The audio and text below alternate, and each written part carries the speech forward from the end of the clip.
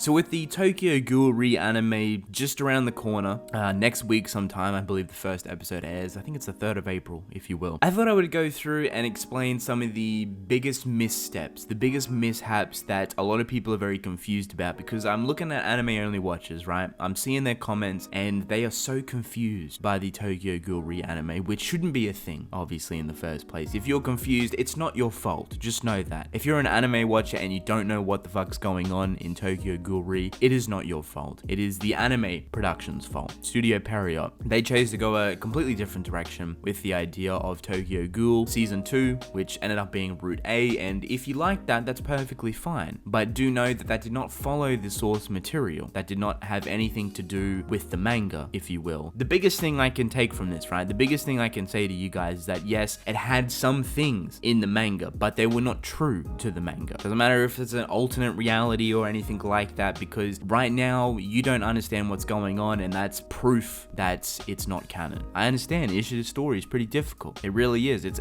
a very hard series to adapt to an anime because there's so much stuff there. There's so many motives, there's so many characters, there's so many themes and concepts and ideas and symbolism. Like when you try and implement that into an anime, everything gets flustered. If they could evidently pull that off, the Tokyo Ghoul anime and the re-anime would be phenomenal. It'd be incredible, but we have nothing for it yet. We have no proof that they're even going to be able to do that, and from what I've heard with the first episode adapting supposedly 6 chapters, which I may make another video on talking about, it's not looking all too good. Regardless, we're not here to shit on the anime. We're not here to talk about the anime like that. I am here to fill you guys in on some specific details to help you transcend from Tokyo Ghoul to Tokyo Ghoul re. I'm hoping this is going to somewhat fill the void of what Season 2 wasn't. So basically talking about the Antaku raid, which is one of the, if not the most important thing in the entirety of the series. This is what transcends into Tokyo Ghoul re. Us as readers, it makes sense. We know who Hayase Sasaki is. We know how that whole ordeal came to fruition. It happened in Tokyo Ghoul, right at the end with the Antaku raid. Now, obviously, I'm going to be talking about specific spoilers. It's weird to say that there's spoilers because you're about to watch Tokyo Ghoul re, and I'm about to fill you in on stuff prior to Tokyo Ghoul re to help you understand it. Is it spoilers? Kind of, yes, because you haven't read it, but then at the same time, you're about to watch the sequel to it, so I mean, at this point, it's all on you. So the first thing I want to focus on, which is the most important thing, there's actually 2, but the most important thing in Tokyo Ghoul is Kaneki's character. The progression of Kaneki's character, his dive into insanity, and this is very important, this is prolific, this is fleshed out dramatically in the manga. This is a vital telling point for the story because Kaneki's character is driven that way. Because the powers, the abilities, the Kaganes, the half Kagages, the full Kagages even, are all driven by insanity. Mental progression plays a big part in Kaneki's character, right? It is literally the main focus of his character. It's so important. And the fact that you guys don't understand what's happened prior to Tokyo Ghoul re makes Tokyo Ghoul re less impactful. I guess I can start kind of with the general idea of what Kaneki is from his Jason torture, right? From that point, Kaneki obviously changes. He turns into something else entirely. He embraces the ghoul side, but he's not ultimately unsavable. At that point, when he first turns, he's a little bit out of control, but then he starts to mellow out. He starts to kind of evolve and understand what being a ghoul is like. He comes to terms with it, but from here, everything starts to slowly escalate, and you can physically see it. Like every chapter you progress through the story, Kaneki's character becomes a little bit more twisted, a little bit more insane, but not to the extent where he's having these random outbursts of cries or anything like that, but in his battles, you'll notice it. In his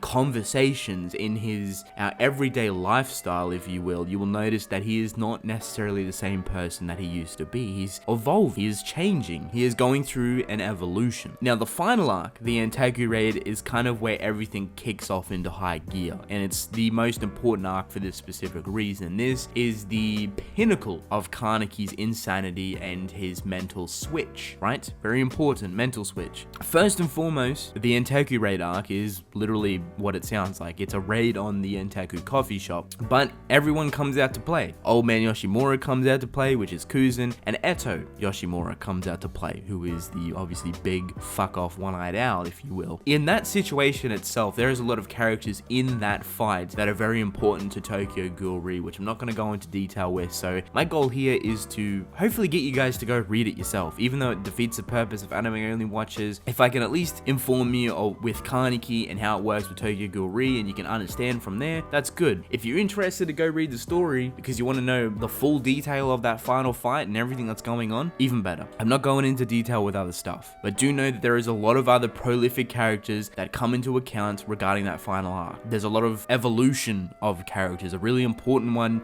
just for example, is Suzuya, and he completely changes in that final arc, which is great because then it transcends into Tokyo Ghoul Re. At this point, Kaneki is a little bit all over the place. He's kind of lost, if you will. He's cannibalized and he's got a lot of power now, but his motives, his goals, and his morals are all kind of skewered into one big pot. It's a struggle for him to realize what he wants to do, what his morals are, and how he wants to achieve them. So that leads us to kind of the first breaking point of Kaneki, right? The end all of times, if you will, the final dive into insanity. That is Hide. For those of you who do not know, Hide is literally one of the most important characters in the story, and this is where the Route A season messed it up entirely. Let me reiterate, Hide is one of the most important characters in the story, and you will hopefully see why in Tokyo Ghoul Re. Hide is a saving point for Kaneki, if you will. Hide is a character that mentally saves Kaneki on a lot of different occasions in Tokyo Ghoul Re, and you will witness it because it's some of the biggest events to happen. Hide is such a massive impact on Kaneki's life that mentally, the only thing that sometimes saves Kaneki is that depiction of Hide. The only thing that evolves Kaneki and makes him change and question everything that's going on is this depiction of Hide. You know, a character is impactful when they are no longer around, but the main character still lingers on that ideal, still lingers on that concept of that character. They're their old best friend. But there is a reason why Hide is so impactful. It doesn't just come out of nowhere, so just Kaneki